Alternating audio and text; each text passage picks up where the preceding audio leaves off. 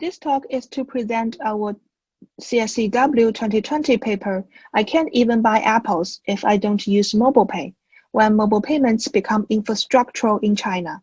My name is Shen. I am a system scientist at Carnegie Mellon. This work is a collaborative effort with my co-authors, Cori, Faklaris, Haojian, Laura Dabbish, and Jason Hong. Despite slow adoption in the US, mobile payments have become infrastructuralized in China. In the popular media, China is often being hailed as the cashless society. What the future of mobile payments could look like. In this paper, we dig deeper into this cashless society from a user's perspective.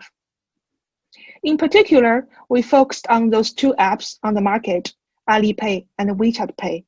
Collectively, they controlled more than 93% of the Chinese market and are being used by millions of users in China every day.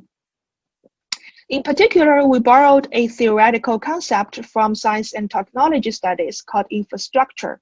We consider mobile payments as being infrastructuralized in China for their ubiquitous reach, indispensable role in people's lives, embeddedness in existing socio-technical structures, and invisibility in terms of people's level of awareness of the underlying technical system. Our research question is, how do infrastructuralized mobile payment systems shape users' experience? To answer this question, we used a survey and follow-up interviews with users in China. We had three major findings. First, we found out those two apps are indeed being used across a wide variety of scenarios in people's everyday lives. We identified three facets of ubiquity. Physical ubiquity refers to scenarios like transportation and dining. Digital ubiquity refers to scenarios like wealth management. Social ubiquity refers to scenarios like using different ways of using digital red packets on both platforms.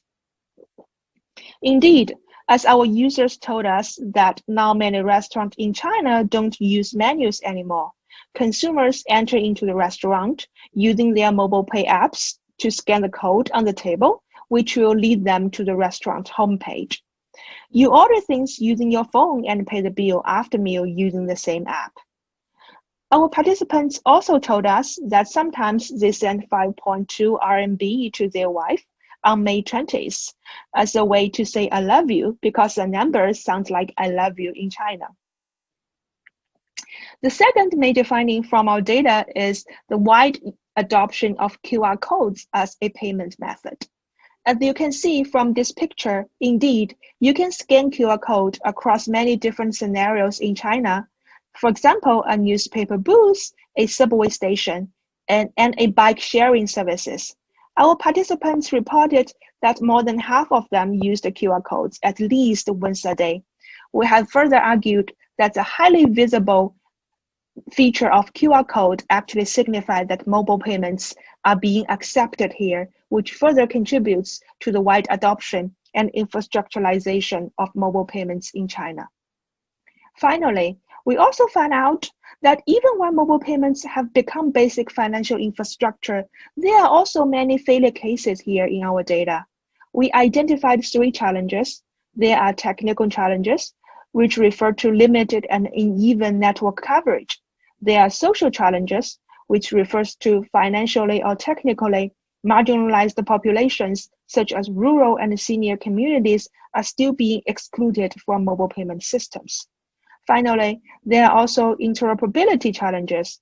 For example, merchants might reach exclusive deals with one company and deny transaction from the other.